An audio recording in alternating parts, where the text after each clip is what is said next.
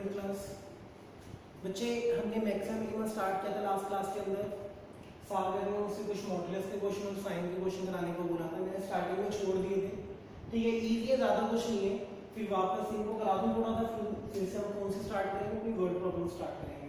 पहला क्वेश्चन देखो बेटा, क्वेश्चन है fx is equal to mod x plus 2 minus 1, find the maximum and minimum value। तो ये निकालेंगे कैसे बेटा? इसमें फर्स्ट प्रिंसिपल सेकंड प्रिंसिपल कुछ नहीं लगने वाला। एक बात बताओ, कोई भी है mod x plus 2, अगर सिर्फ mod की बात कर रहा हूं, मॉडुलस वाली चीज या तो जीरो हो सकती है, जीरो से बड़ी हो सकती है, ये कभी नेगेटिव नहीं होती। तो mod x plus 2 always greater than equal to 0। पर मुझे क्या चाहिए? mod x plus 2 minus 1, तो दोनों तरफ -1 कर देते हैं, is greater than equal to -1। ठीक है जी, तो इस फंक्शन की मिनिमम वैल्यू कब आएगी? जब mod x plus 2 मिनिमम होगा। ठीक है जी, अब हम क्या बोलेंगे? Since mod x plus 2 can attain its minimum value, इसकी मिनिमम वैल्यू कब होगी बेटा? इसकी मिनिमम वैल्यू होगी at 0। mod x plus 2 can attain its minimum value at x is equal to -2, that is 0। जब x की वैल्यू -2 पुट करूंगा तभी तो ये फंक्शन 0 आएगा, अदरवाइज तो आएगा ही नहीं। तो जब मॉड्यूलस x plus 2 मिनिमम होगा तो ये वाला फंक्शन भी क्या होगा? मिनिमम। तो किस पे आ रही मिनिमम वैल्यू? -2 पे। तो हमारा फंक्शन क्या था? फंक्शन था हमारा mod x plus 2 minus 1। तो जब ये मिनिमम है तो ये फंक्शन भी मिनिमम होगा। ये मिनिमम किस पे है? -2 पे। तो f at -2 कितना हो जाएगा? -2 plus 2 minus 1, that is -1। तो इस फंक्शन की मिनिमम वैल्यू क्या है? -1 मिनिमम वैल्यू। ठीक है, जिसने बोला था मिनिमम और मैक्सिमम निकालो, भाई जरूरी नहीं होता कि मिनिमम और मैक्सिमम दोनों एग्जिस्ट करें। अब एक बात बताओ, मैं x की जितनी बड़ी वैल्यू पुट करूंगा इतना उसका उतना बड़ा आंसर आने वाला होगा। हमें तो पता ही नहीं इसकी मैक्सिमम वैल्यू क्या है, तो हम लिखेंगे maximum value does not exist. Maximum value does not exist. तो इसमें कोई फॉर्मूला नहीं लगता, ये सिर्फ लॉजिक है कि ठीक है मॉडुलस का क्वेश्चन है तो कैसे करेंगे। तो ये सेकंड वाला देखो जरा, solution of second part. Question है fx is equal to modulus sin 4x plus 3। भाई सिंपल सी बात है यार, एक बात बताओ, मुझे पता है मॉडुलस नेगेटिव नहीं होता, ठीक है। अब मॉडुलस में ये 3 लिखा है, इस 3 का तो कोई रोल ही नहीं है, तो 3 का 3 रहेगा, डिपेंड किस पे करेगा? इस पे। तो इस फंक्शन की मैक्सिमम वैल्यू कब आएगी? इस फंक्शन की मैक्सिमम वैल्यू तब आएगी जब sin 4x क्या होगा? मैक्सिमम। एक चीज याद रखना, साइन की वैल्यू -1 से 1 के बीच में होती है। साइन की वैल्यू -1 से 1 के बीच में होती है। तो sin 4x की वैल्यू बेटा -1 से 1 के बीच में होगी। बट मुझे क्या चाहिए? sin 4x plus 3। तो सब तरफ सब में क्या ऐड कर दो? +3। ठीक है जी, तो ये हो गया 2 sin 4x plus 3। और मॉडुलस लगा दो, मॉडुलस 2 तो 2 ही रहेगा, ये मॉडुलस लगा दो, मॉडुलस 4 तो 4 ही रहेगा। तो हमें पता चल गया कि इस फंक्शन की मिनिमम वैल्यू क्या है? 2 और मैक्सिमम क्या है? 4। तो minimum value of modulus sin 4x plus 3 is 2, maximum value of modulus sin 4x plus 3 is 4।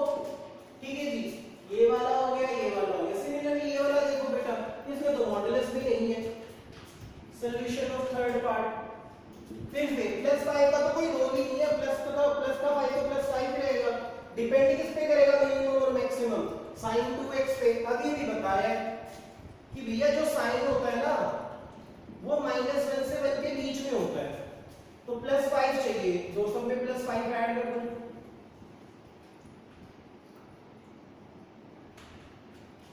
So this is 4 sin 2x plus 5 and this is 6. तो मिनिमम वैल्यू क्या हो गई 4. तो that is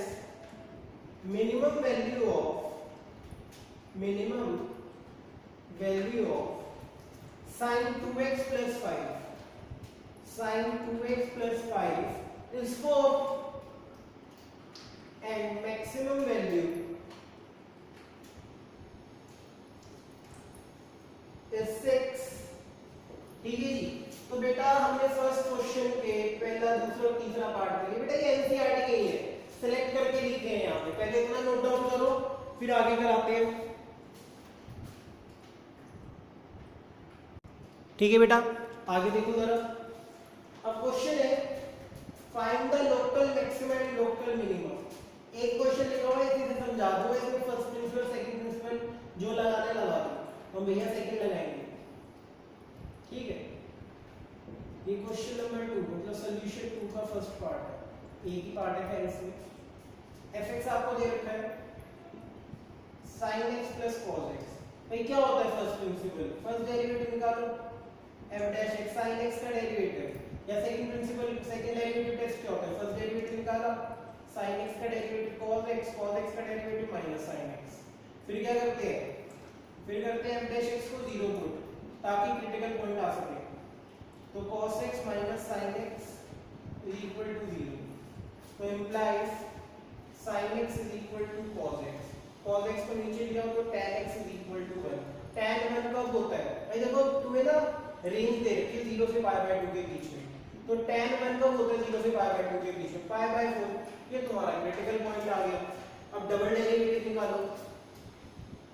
f double dash x cos x का minus sin x minus sin x का minus cos x pi by 4 put करो. जैसे अब डबल डैश में पाई बाय 4 पुट करेंगे आना तो नेगेटिव ही है. Minus sin pi by 4 minus cos pi by 4. तो ये minus 1 by root 2 minus 1 by root 2 minus 2 by root 2 negative आ रहा है.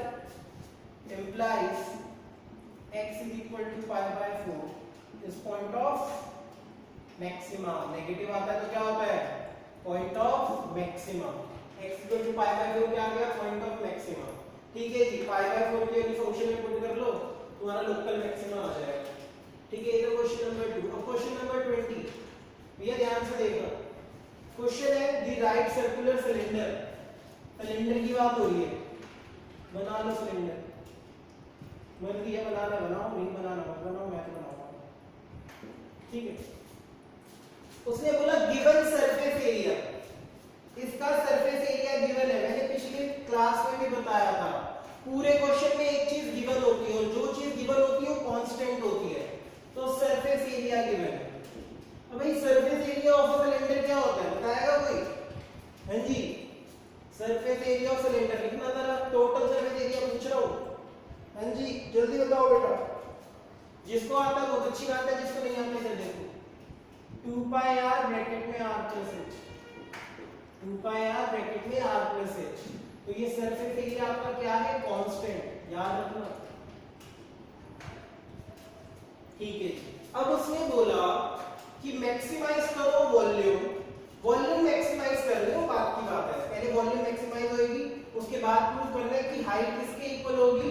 Diameter of the base. मतलब height will be equal to 2r. चलो ये बात की बात है. मुझे वॉल्यूम मैक्सिमाइज करना है. वॉल्यूम ऑफ अ सिलेंडर क्या होता है? वॉल्यूम ऑफ अ सिलेंडर बताओ भाई. ये भी नहीं आता होंगे बच्चों गारंटी है. वॉल्यूम ऑफ अ सिलेंडर होता है पाई r स्क्वायर h. जिसको आता है बहुत अच्छी बात है. जिसको नहीं आता कोई दिक्कत नहीं. देख लो इधर ऑनलाइन पता भूल चल रहा है किसको आ रहा है किसको. ठीक है. मैंने आपको बोला था जिस फंक्शन को मैक्सिमाइज करना होता है वो एक वेरिएबल पे होना चाहिए. पर मेरे प्यारे बच्चों ये देखो इसमें रेडियस भी और हाइट भी है. तो किसके रिस्पेक्ट में डेरिवेटिव निकालूंगा? तो या तो r in terms of h लिखो या h in terms of r लिखो. तो देखो जरा क्या करते हैं. भाई ये 2 पाई r यहां पे मल्टीप्लाई है. इधर आके क्या हो जाएगा? Divide is equal to r plus h. तो h को यहीं रखा r को उधर ले गए. s by 2 pi r minus r is equal to h. तो मैंने क्या निकाल लिया? h in terms of r. क्या निकाला बेटा? h in terms of r. लिख लो बच्चे इधर जरा. भैया s कांस्टेंट है बताया भाई गिवन था ना. जो चीज गिवन होती है वो कांस्टेंट होती है, ठीक है। तो हमने h in terms of r लिखा है, पाई r स्क्वायर, h की जगह लिख दिया s by 2 pi r minus r, pi r square को अंदर ले जाओ, r स्क्वायर को अंदर मल्टीप्लाई करो, r से r कटेगा, ये आएगा s बाय 2 पाई r, और r स्क्वायर को r से करो क्या आएगा r क्यूब। अब डेरिवेटिव किसकी रिस्पेक्ट में निकालेंगे, r की रिस्पेक्ट में, dv बाय dr, पाई तो कांस्टेंट है, s बाय 2 पाई भी कांस्टेंट है, r का डेरिवेटिव 1, r स्क्वायर का डेरिवेटिव क्या होगा 3r स्क्वायर, कितना होगा 3r स्क्वायर, ठीक है जी। अब सेकंड स्टेप क्या होता है बेटा, स्टेप 2 में dv बाय dr को 0 पुट करो, dv बाय dr को 0 पुट करो, ठीक है जी। देखो जरा मेरी आगे, अगर मैं इस फंक्शन को 0 पुट करूं तो pi s by 2 pi minus 3r square is equal to 0, pi उधर जाके 0, तो 3r स्क्वायर किसके इक्वल हो गया, 3r स्क्वायर इक्वल आ गया s बाय 2 पाई, किसके इक्वल आ गया बेटा s बाय 2 पाई। तो यहाँ से r स्क्वायर की वैल्यू निकाल लेते हैं, r स्क्वायर की वैल्यू क्या आ गई s बाय 6 पाई, 3 नीचे चला गया, ठीक है जी। इतनी बात समझ आई, पहले इतना नोट डाउन करो बेटा, फिर आगे कराते हैं, ठीक है बच्चे। आगे देखो जरा, r स्क्वायर की वैल्यू आई है बेटा s बाय 6 पाई, तो r कितना हो गया अंडर रूट s बाय 6 पाई, ये मेरा क्रिटिकल पॉइंट आया है। अब क्या निकालेंगे, डबल डेरिवेटिव किसका, इसका, तो ये निकालो d square d by dr square, ठीक है। पाई का एज रहेगा s बाय 2 पाई का डेरिवेटिव 0, 3r स्क्वायर का डेरिवेटिव माइनस 6r, तो ये आ गया माइनस 6 पाई r। और अगर मैं r की वैल्यू पुट कर दी तो अभी तो नेगेटिव ही आ रहा है, ठीक है, implies r is equal to root s by 6 pi is point of maximum, ठीक है जी, मैक्सिमम होगा, मैक्सिमाइज हो गया वॉल्यूम। अब आगे देखो, आपको क्या दे रखा था, h किसके बराबर था, h बराबर था s by 2 pi r minus r। अब देखो यहाँ पे जरा, वहां क्या क्वेश्चन, ये यहां से मैं अगर s की वैल्यू निकालूं तो क्या आएगा 6 pi r स्क्वायर, यहां पुट कर दो, यहां से देखो, यहां से निकालिए s की वैल्यू क्या आएगी 6 pi r स्क्वायर, पुट कर दो,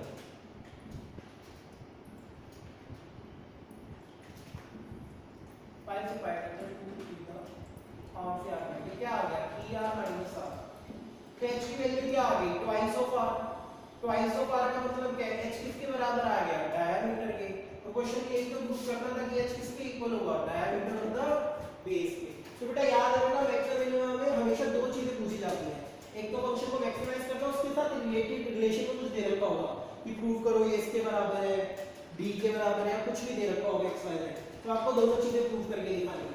ये तो आप लोग बेटा फिर नेक्स्ट क्वेश्चन करते हैं।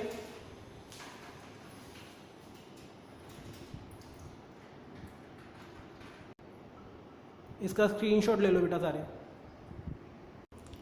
ठीक है। अच्छा नेक्स्ट क्वेश्चन देखो जरा, क्वेश्चन नंबर 20, क्वेश्चन है बेटा of all the close cylindrical cat, cylinder की बात हो रही है, फिगर बना लो बच्चे,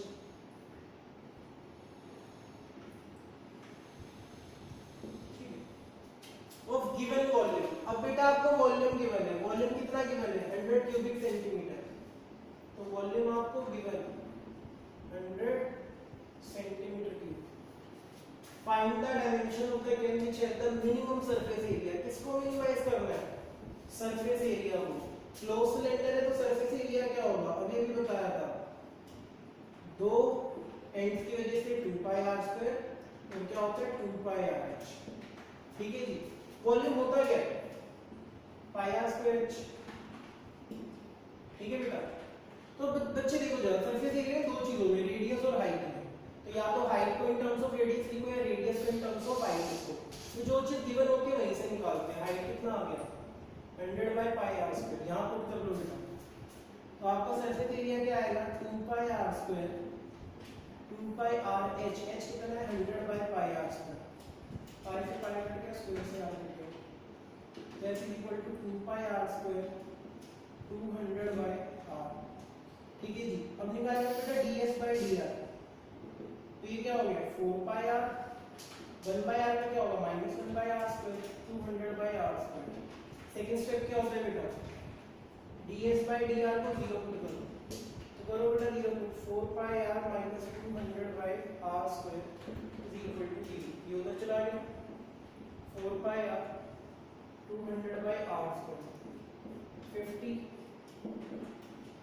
are cube is equal to 50 by pi, R cube कितना आ गया 50 बाय पाई। अगर आप आगे आर की वैल्यू निकालोगे तो क्या आएगा 50 बाय पाई की होल पावर 1 बाय 3। ठीक है जी, क्यूब उधर जाके क्या हो गया पावर 1 बाय 3, क्या होता है second derivative d square s by dr square निकालो बेटा, 4 पाई r का हो जाएगा 4 पाई, ठीक है, माइनस 200 बाय r स्क्वायर का क्या हो जाएगा माइनस का बन जाएगा प्लस, ये हो जाएगा 400 बाय r क्यूब। ठीक है जी, अब बेटा r क्यूब की वैल्यू तुम्हें पता है 50 बाय पाई, पुट कर दो, तो d square s by dr square, अगर मैं r की जगह ये पुट करूं या r क्यूब की जगह सीधा 50 बाय पाई पुट कर दूं, ठीक है, तो ये हो जाएगा 4 pi 400 by 50 by pi, positive आ रहा है ना ग्रेटर देन 0, तो implies r is equal to 50 by pi की होल 1 बाय 3। अगर तुम ये भी पुट करते ना तो भी यही आता, देखो r की जगह ये पुट करते तो 3 से 3 कट जाता, ठीक है। इस पॉइंट ऑफ मिनिमम हमें मिनिमाइज तो करना था, क्या हो गया पॉइंट ऑफ मिनिमा, ये r की वैल्यू आई है बेटा, अगर बच्चे r की वैल्यू यहां पुट कर दो तो किसकी वैल्यू आ जाएगी h की। ठीक है जी, हमें डायमेंशन की तो निकालनी है, h कितना था 100 बाय पाई आर स्क्वायर, ठीक है जी 100 by pi R square, 100 pi radius कितना है 50 की पावर 1 बाय 3 का स्क्वायर और पाई की पावर 1 बाय 3 का स्क्वायर, तो ये हो गया 100 पाई की पावर 2 बाय 3 पाई 50 की पावर 2 बाय 3। ठीक है जी, यहाँ से हाइट सॉल्व कर लेना, आपकी हाइट की वैल्यू आ जाएगी, तो आपकी डायमेंशंस आ गई हैं r और h, इतना उतार लो बेटा एक बार अच्छे से।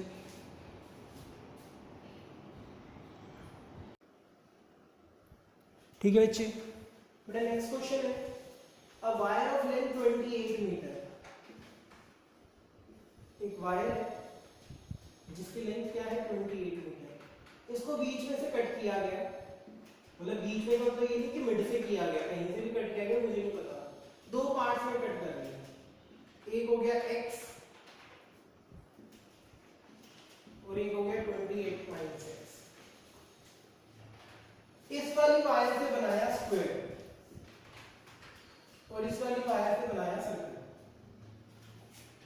ठीक है जी, तो बेटा इसका पेरीमीटर क्या होगा, इसका पेरीमीटर होगा x के बराबर, x से ही तो बनाया है, पेरीमीटर होता क्या 4 into side is equal to x, तो साइड कितनी आ गई x/4, तो ये x/4 है, ये x/4 है, ये x/4 और ये x/4 है। ऐसे बेटा इसका सर्कमफ्रेंस क्या होगा, इसका पेरीमीटर नहीं होता ना सर्कल का, सर्कमफ्रेंस होता है, कितना होगा 28 माइनस x, क्योंकि उसी से बनाया गया। सर्कमफ्रेंस ऑफ सर्कल होता क्या है 2 पाई r 28 माइनस x, तो रेडियस कितनी हो जाएगी 28 माइनस x बाय 2 पाई, 28 माइनस x बाय 2 पाई, तो ये साइड आ गई और ये रेडियस आ गई। हमें क्या मिनिमाइज करना है, कंबाइन एरिया किसका, स्क्वायर और सर्कल का, तो एरिया ऑफ स्क्वायर होता क्या है,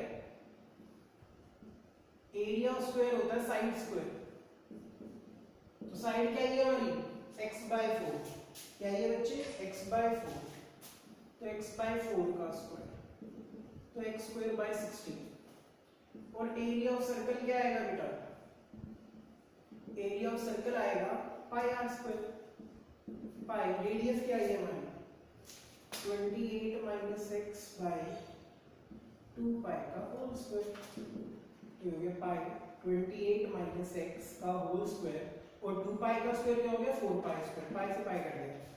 हमें निकालना है कंबाइंड एरिया। कंबाइंड एरिया दोनों को प्लस कर दो, x square by 16 plus 28 minus x का होल स्क्वायर बाय 4 पाई। इसको हम c नाम दे देते हैं। मुझे इस फंक्शन को मिनिमाइज करना है और ये फंक्शन सिर्फ एक ही वेरिएबल में है, x में, तो dc by